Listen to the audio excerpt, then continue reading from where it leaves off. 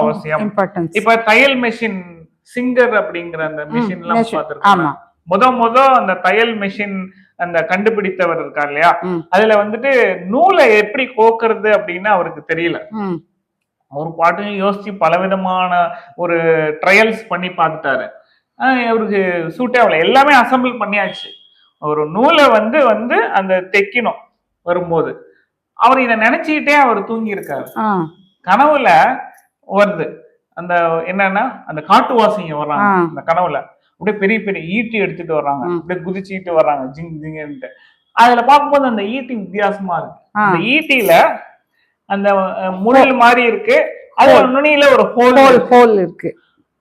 தூங்கி எழுந்திரிச்ச உடனே அவருக்கு ஐடியா வந்துச்சு, ஒரு ஊசியில நுனியில ஹோல் போட்டுட்டோம்னா அதுல நம்ம நூல் கொடுத்துட்டு ஸ்டிச் பண்ணி அவருக்கு சொல்யூஷன் கிடைச்சிச்சு. இதுதான் கனவுங்கிறது எந்த அளவுக்கு பாருங்க.